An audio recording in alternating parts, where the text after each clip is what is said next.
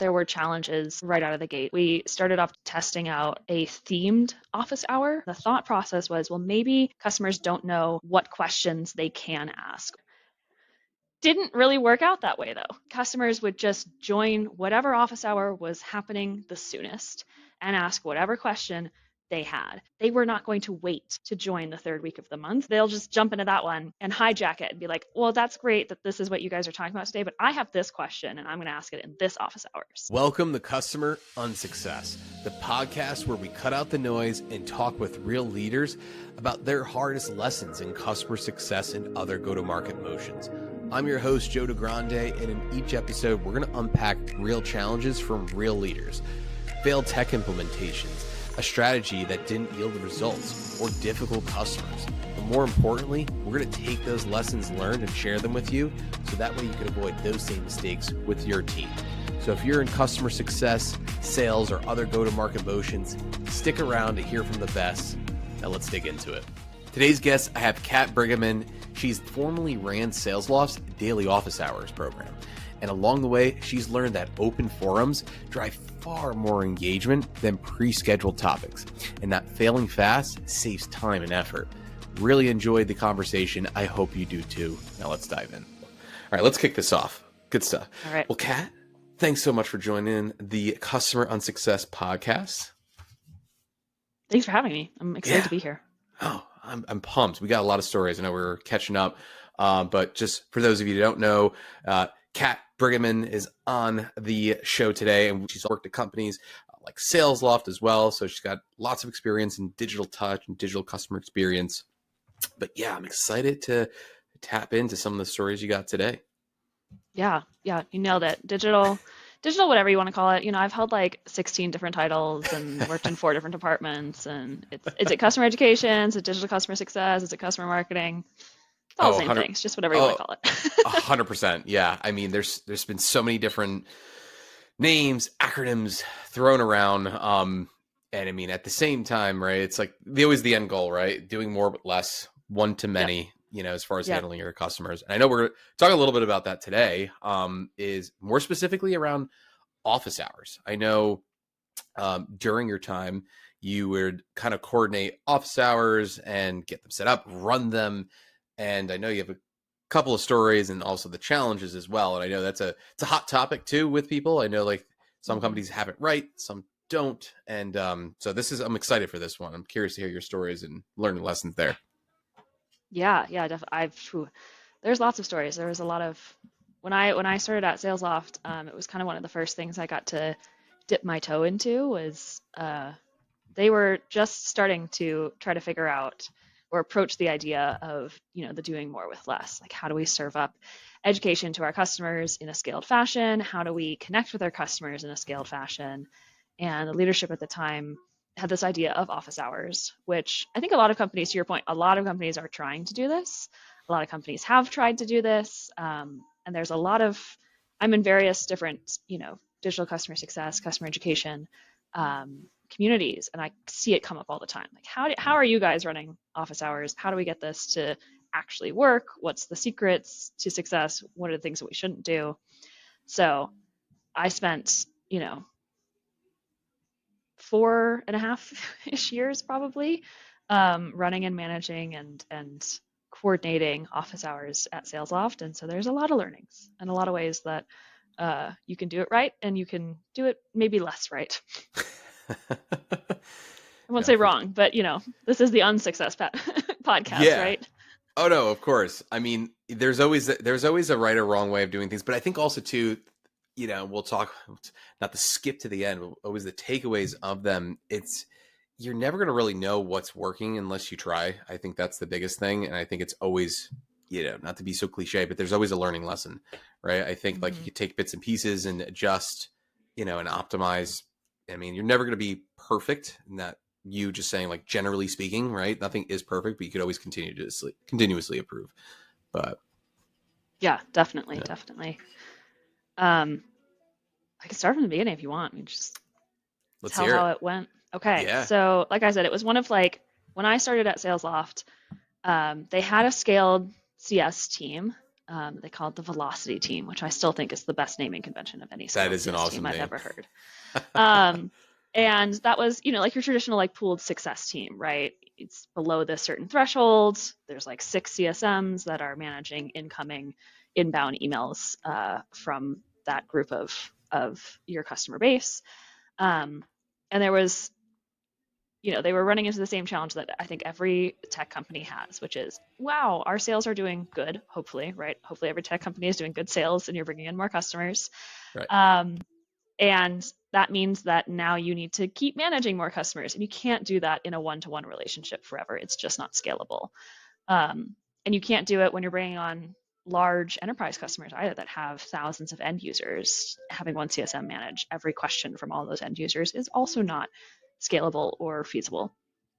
So when I started at SalesLoft, there was this big question of, okay, how do we create something that can educate our customers and reach out to them proactively and give them a space to connect with our CS experts that we have in house, but without having to do that through like a one-on-one CSM traditional sort of motion. Sure. And one of the ideas, among many of them, but one of the ideas was office hours of having, a daily session that was open forum. Any customer could join it. And it was an hour long, 2 CSM experts that were on there. Customers could come in, ask any question they wanted, and get their question answered live in the session. And I think one of the really interesting things, like as I've gone through this journey, I've talked with other people and having them try to do a similar type of thing of running office hours here. I think SalesLoft did some pretty interesting things straight out of the gate that a lot of companies don't do right away. And I think it was a positive thing. First off, it was daily. Like SalesLoft was never like, oh, we're just going to have one monthly office hours or we're just going to have one weekly office hours. It was always daily office hours. And I think that was really smart because it helps to hit exactly the right cadence of being available enough for your customers to come and join, but not taking up so much time that it's unsustainable for your CS team to support. And then the second thing that I think that they did really well straight out of the gate was having it open to all customers right away. It was not segmented just to that scaled segment. It was not limited just to them. It was open to anybody to join, no matter what part of our internal naming conventions we have you set up under. That's really interesting. So sounds like, so basically any company size, any industry, we're pretty much could just pop in at any moment during these office hours. That was, yes. And it was, and like, when I was doing it then, I didn't know anything different. It was the first time that I had helped set up office hours, the first time SalesLoft helps. I didn't know that was necessarily like a weird way of approaching it, but I've seen now how other companies approach it, and I understand that's a really weird way of approaching it right out of the gate. Because most companies are like, well, we're only building this for our scaled segment, or well, we don't want to have our enterprise customers come in because they're really used to their hand holding and they need to have their person they can still talk to, and we don't want our scaled CSMs serving information up to our enterprise customers. Or we don't have the bandwidth to be able to do it every single day. So the fact that is what we started with at SalesLoft was crazy. When you look at how a lot of other people approach it and try to figure out what they can start with and what works. Right. No, it's actually interesting because a lot of people, you're right, they do have it explicitly for a particular segment, SMB, tech touch, long tail, whatever it might be, how they define it. But that's awesome that they just kind of went full blown like, hey, let's just make it available for customers and see how it goes. But I guess like it sounds like though it was pretty open. Would you say it was pretty just like open, or did it get to a point, like did it have to take some time to get it to that point of where it was working? Like what were some of the challenges before that? Yeah, so even though that was how we initially started marketing it, there were challenges right out of the gate and things that we still had to figure out. One of the things that we started off doing as well at that same time was testing out a themed office hour. So we were doing these every single day. And at the start it was just one a day every like, Monday through Friday. And we started doing, I think it was on Thursdays. We said, okay, Thursday is going to be our themed session. And SalesLoft is a huge product. There's a Sure. lot of different stuff that you can do in there. There's a lot of different parts of the product. And so we started like so say there's, 4 weeks in a month on average. The first Thursday would be about one particular part of the product. And the second one would be about a different part of the product. And the third one would be about it, And the idea here was we had noticed that we weren't getting as much traction as maybe we wanted in all of our office hour sessions. And the thought process was, well, maybe customers don't know what questions they can ask, or maybe they want a little bit, maybe they need a little more structure or guidance around the idea of an office hours. So what if we created a themed office hour that was set around a specific topic, and then customers knew if they came to that office hour, we would be talking about that topic and they could ask their question about that topic. Seems like that makes a lot of sense, right? Sure. Didn't really work out that way though. We started really quickly noticing that because we were also offering just any other daily office hour, that customers would just join whatever office hour was happening the soonest and ask whatever question they had. And if their question was about cadences, but we were in the first week of the month and the cadences specific office hour wasn't until the third week of the month, they were not going to wait to join the third week of the month. They're just going to join whichever session is next, even if that's the first week, the first Thursday of the month where we're supposed to be talking about deals or whatever. Like they'll just jump into that one and hijack it and be like, well, that's great that this is what you guys are talking about today, but I have this question and I'm going to ask it in this office hours. So that didn't really pan out how we thought it was going to. Yeah, I was gonna say, sounds like they could have derailed quite a few conversations then.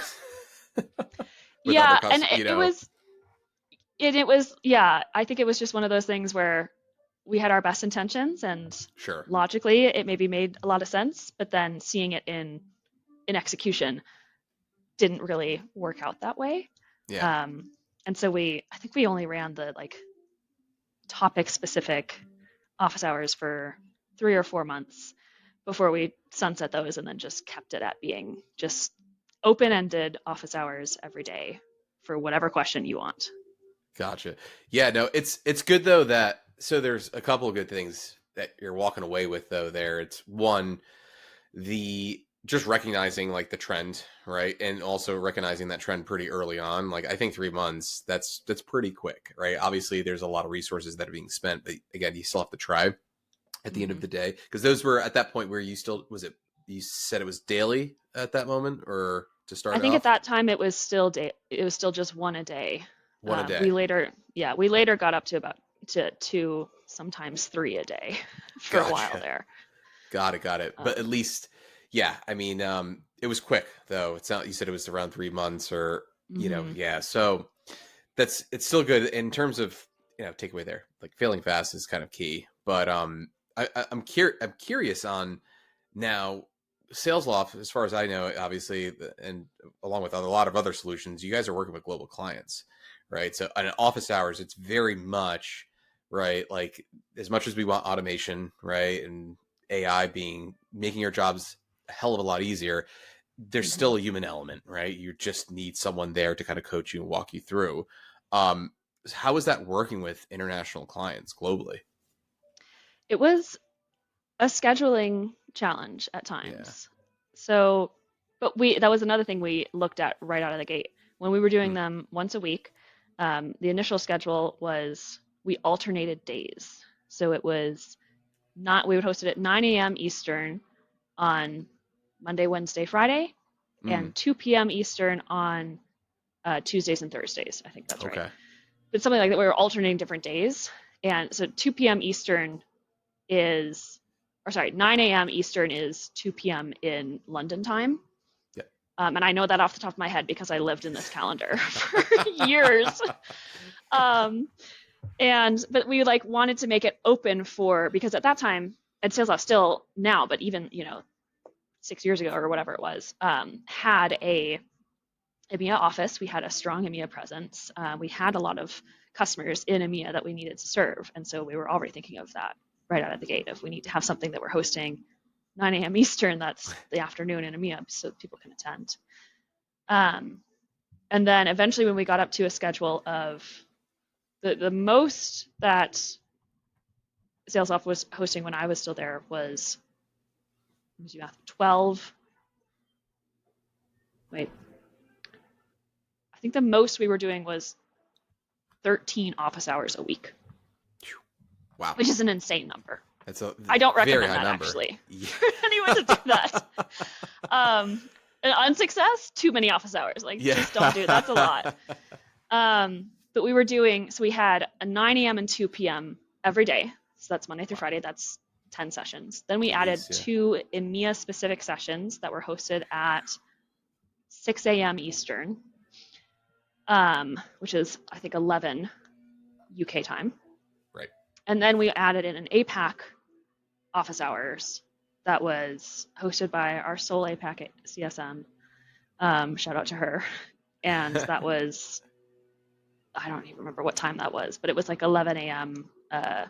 Like Melbourne time, essentially. Gotcha. So there was 13. At one point, I think that the height we got to was 13 sessions a week, which is an insane schedule to manage as well, because, and that was one of my main things. When I say I know all these time zones off the top of my head, it's because I was living in this. Every session had 2 CSMs, sometimes 3.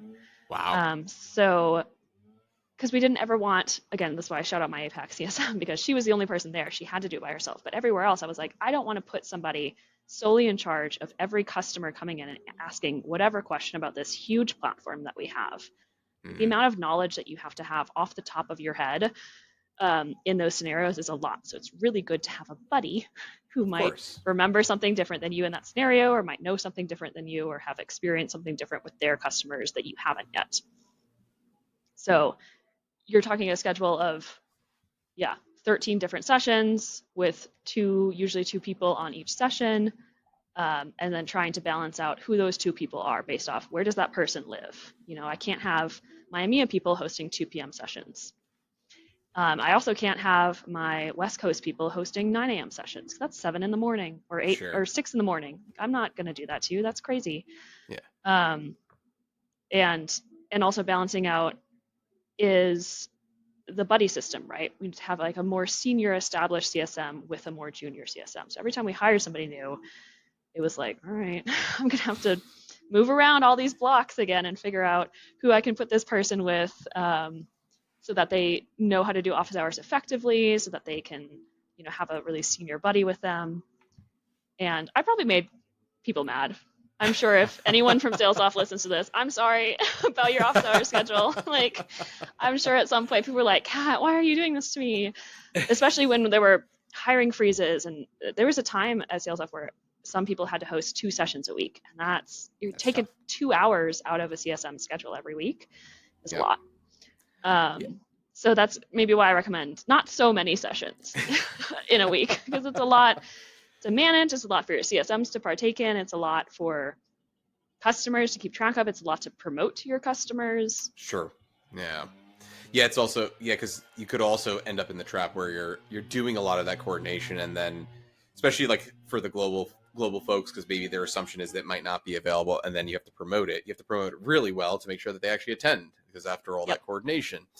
So yeah, a lot of challenges there.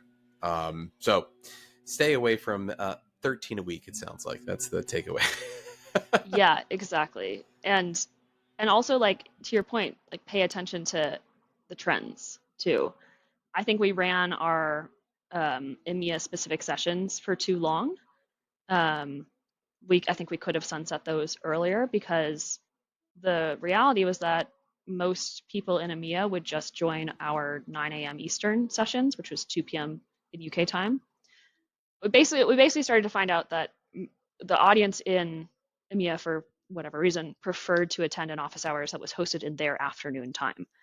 So even though we were like, hey, we're doing something special for you by hosting an EMEA specific session that's at 11 a.m. your time, it wasn't what they needed or what was well attended or well received. And I don't think we paid close enough attention to that trend to make an adjustment as soon as we probably could have. to save ourselves the time of the CSMs being involved, but also save ourselves the time of promotion and the scheduling and all of those variables. Yeah, no, it's actually super interesting and something I just realized too. And I'm curious to dig into this a little bit more, but the actual tracking of the trends of attendance, right? I think that I don't know, like I don't hear a lot of people talking about it, right? When it comes to office hours, it's like a very more Mm. granular like success metric. But I'm curious, like how did you just export the data from whatever solution and then manually do it? Did you have it going to a system? Like, I'm actually curious, like, how did you track the performance of it? Because it's a whole different, world from that aspect. Yeah, so we hosted all of the sessions on Zoom, um, which I still think was a perfectly great session to host in because Zoom Webinar License gives you a lot of ability to, protect like your hosting abilities of making sure that like, we're able to automatically mute people when they come in, and we make it so people can't just share their screens, and everyone's familiar with the system too, so they know how to use the Q&A or the chat functionality. So I think Zoom is a good thing to use. But we set up I don't know if it was an integration or an API call or something, but we basically were able to pass all of the registration and attendance data from Zoom into Salesforce and then tie it against the customer accounts. So we had a lot of just different reporting of not just being able to see, okay, like I could see a breakdown of all 13 of my sessions, which is the highest attended ones and why. Um, Nice. is it the third Thursday of the month? Yeah, it was. I don't know why, but it was. And being able to see that stuff, I could see that breakdown, but I could also see, and this was something that we started serving up to our CSMs. Like I could tell CSMs, your account has never attended an office hours, or your account Nice. Yeah. loves them. And those are things that you can have them bring up in their QBRs and their success calls because from a CSM's point of view, hopefully, it took a while to it took a while to like get this kind of idea to come around in a CSM's head. But the more your Sure. customers are attending in office hours, that's time that you're saving of not having to track down their support ticket or answer a one-on-one email from them or bring it up in your QBRs. 100%. And also, too, they're more, it's showing that they're more engaged. They want to learn, right? It's like a sign of Exactly. enablement. Like the age old saying, like, you have someone that's coming in with a lot of support tickets. Sometimes some people will say it's a red flag, but in reality, in a lot of cases, it might be just, hey, they're testing the limits of the platform. Kind of the similar ethos here. Exactly. Yeah. Yeah, you So can't have someone attend office hours unless they're using the product because if they're exactly. not using the product, they don't have any questions to ask. 100%. Yeah. I think if they're not attending, it definitely should be baked into your health score metric if we still believe in those. Yeah, exactly. For sure. I'm now curious. You have to have stories on customers.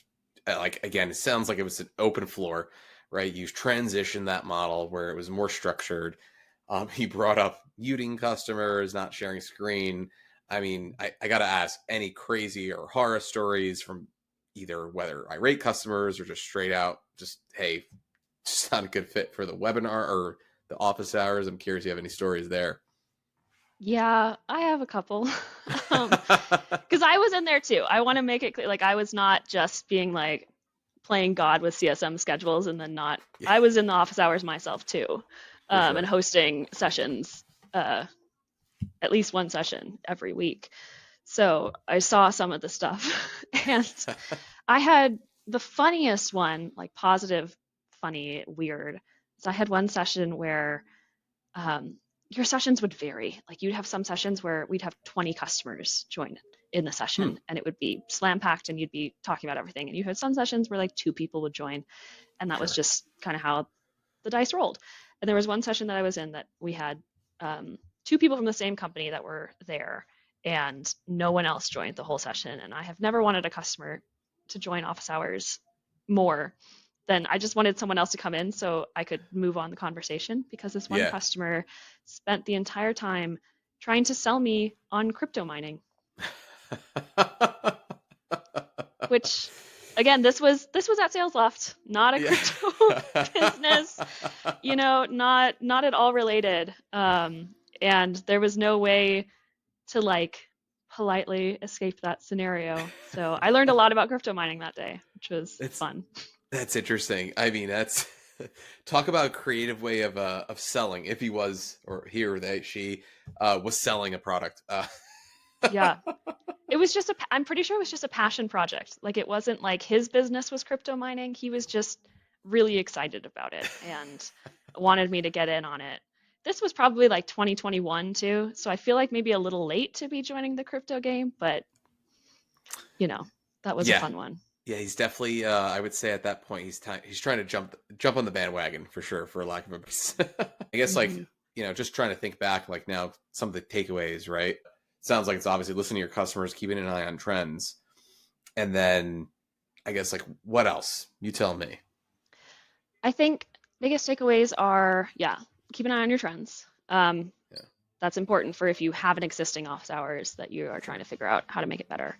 If you're looking to launch an office hours for the first time, I think there's a couple of things that I think bare minimum, you should be doing your office hours once a week. Anything less than that is not happening enough where your customers will engage. Um, Second thing I say is open it up to all of your customers. Um, Make it something that anybody can join into. Don't gatekeep it behind, a specific segment or some sort of internal definition of who can or can't attend office hours.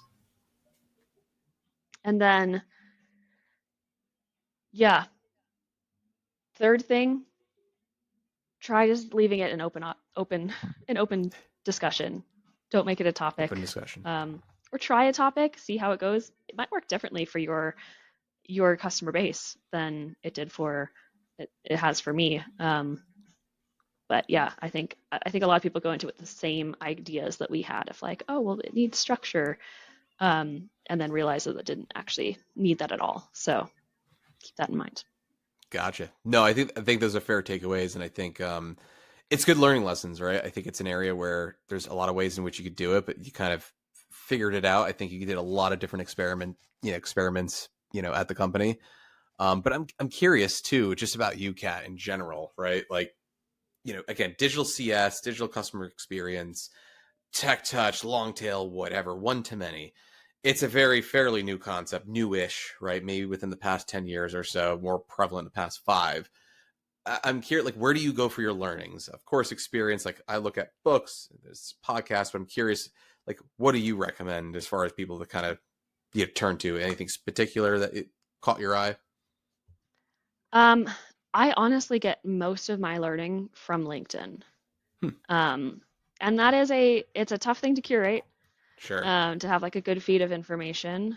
Um, but I think if you just start looking for digital customer success roles that are posting a lot on LinkedIn, most people nowadays are really trying to take the approach of sharing something meaningful of like, this is what worked for me, or this is what didn't work for me, or here's the way that I'm using AI. Um, and being able to get that information on LinkedIn has been so valuable. I've learned a lot of stuff from folks in the industry in that way. Good stuff. No, there's definitely a lot of good folks on LinkedIn that you can learn from. Totally agree. Posting tons of different content, tons of, I mean, I've seen graphics come up, a lot of different workflows. So a lot of good stuff on there. Totally agree with you there. Good stuff. And then where can everybody find you? I'm also on LinkedIn. So I Awesome. say I get a lot of learnings from there. Come get some learnings from me because I'm also posting all the time. Um, yeah, that's the best place to reach me. That's where I'm always sharing, what I'm doing, what is working for me or what hasn't. So find me on LinkedIn. Awesome. Good stuff. No, we'll definitely put your LinkedIn in the show notes. Make sure everyone could go and follow you and keep an eye on your content. But this was great. Really enjoyed our conversation, Kat. Thanks so much for coming on. Thank you for having me. That's a wrap for today's episode. Thanks so much for listening. If you got some value from this conversation, hit subscribe, leave a rating or review, and share it with someone who's also out there trying to build a better customer success or go-to-market strategy, even if it's messy along the way. And if you want more frameworks, tools, automated playbooks, check out jodastechtouch.com and subscribe to our newsletter. That link is in the description. Thanks so much for being here. Keep building, keep learning, and I'll catch you on the next one. Quick note before we wrap, this podcast is for educational and informational purposes only. The ideas and opinions shared here are of my own or those of my guests, and don't reflect the views of any current or former employers, clients, or partners. We might reference tools, platforms, or companies, but nothing shared here should be taken as fact, endorsement, or criticism. Do your own research and always consult your team or legal counsel when making any business decisions. This content is not legal, financial, or business advice. It's just us sharing what's worked, what hasn't, and how we've learned from both. So thanks again for joining us. We'll see you next time.